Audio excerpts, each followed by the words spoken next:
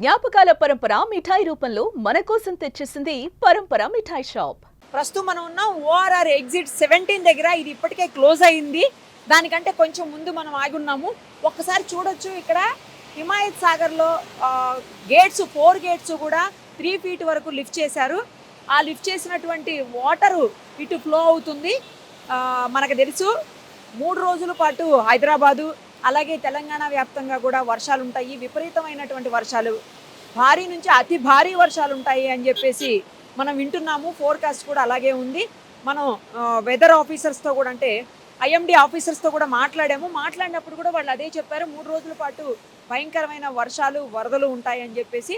ఇంకొకటి ఏంటంటే హిమాయత్ సాగర్ ఇప్పటికే 1763.5 అడుగులు దాని ఫుల్ ట్యాంక్ లెవెల్ అయితే 1761.4 అడుగులకు చేరుకోవడంతో దగ్గరకు వస్తుందన్న ఉద్దేశంతో గత 3-4 రోజుల నుంచి ఒక్కొక్కటి గేటు లిఫ్ట్ చేస్తూ ఇప్పటికి 4 గేట్స్ని లిఫ్ట్ చేసేసారు. 4 గేట్స్ కూడా 3 ఫీటు హైట్లోకి లిఫ్ట్ చేశారు.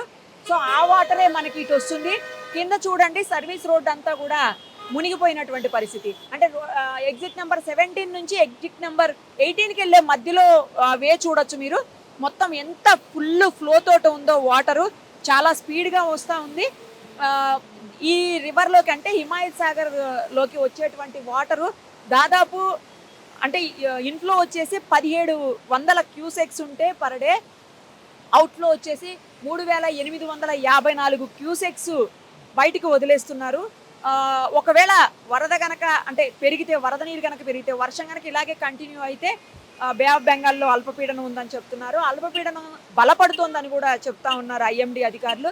సో అలా అయితే మాత్రం ఖచ్చితంగా ఇంకా ఫుల్ అయిపోయి వర్షం ఎక్కువైపోతే మాత్రం ఈ ఫ్లో కూడా ఎక్కువ అవుతుంది, అంటే వరద ఫ్లో కూడా ఎక్కువ అవుతుంది హిమాయత్ సాగర్కి అలాగే ఉస్మాన్ సాగర్కి, రెండింటికి కూడా. ఇప్పటికే హిమాయత్ సాగర్ది మనం చూడొచ్చు, ఇదంతా కూడా మూసీ పరివాహక ప్రాంతాల్లోకి పోతూ ఉంటుంది. అంటే లో లయింగ్ ఏరియా కాబట్టి మూసీలోకి వెళ్ళిపోతుంది. మూసీ పరివాహక ప్రాంతాలన్నింటినీ కూడా ఇప్పటికే అలర్ట్ చేశారు.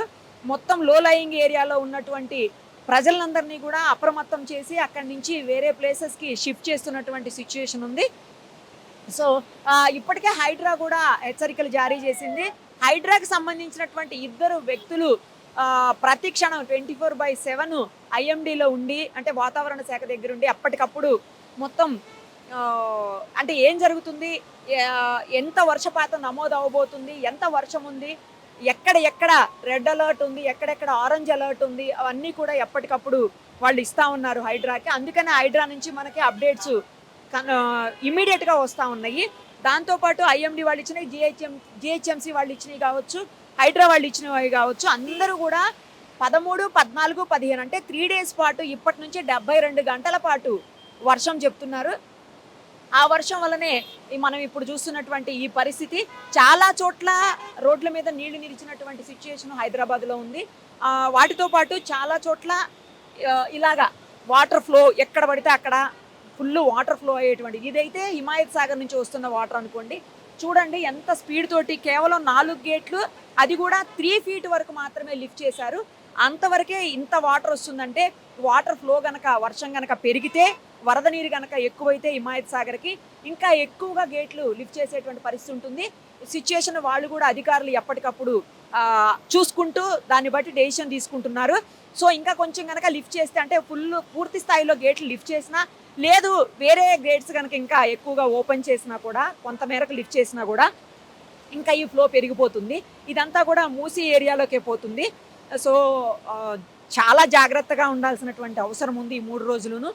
బయటికి అత్యవసరమైన పనులుంటే తప్పించి బయటకు రావద్దు అని చెప్పి అధికారులు ఇప్పటికే హెచ్చరించారు. జిహెచ్ఎంసీ పరిధిలో స్కూల్స్ కూడా హాఫ్ డే స్కూల్సే రన్ అవుతున్నాయి. ఈరోజు అంతే అయింది, రేపు కూడా అంతే ఉంది. మరొక 2-3 గంటల్లో వర్షం స్థాయి ఇంకా పెరుగుతుంది అని చెప్తున్నారు. సో చాలా అప్రమత్తంగా ఉండాల్సినటువంటి అవసరం ఉంది. ఇప్పుడు ప్రస్తుతానికైతే ఇది అప్పా జంక్షన్కి వెళ్ళే రోడ్డు అని చెప్పాలి. ఈ సర్వీస్ రోడ్డు అప్పా జంక్షన్కి వెళ్తుంది. దాన్ని అంతటినీ కూడా క్లోజ్ చేసేశారు, అలౌ చేయట్లేదు. పోలీసులు కంప్లీట్గా అక్కడ ఫోర్స్ని పెట్టి ఎవరిని అలౌ చేయకుండా వెహికల్స్ని వెనక్కి పంపించేస్తున్నారు. సో ఇటు సైడ్ ఎవరన్నా జర్నీస్ చేసేవాళ్ళు కొంచెం కేర్ఫుల్గా ఉండండి, అసలు ఇటు సైడ్ రావద్దు కూడాను. ఆ ఫ్లో చూస్తుంటే చాలా సివియర్గా కనిపిస్తూ ఉంది.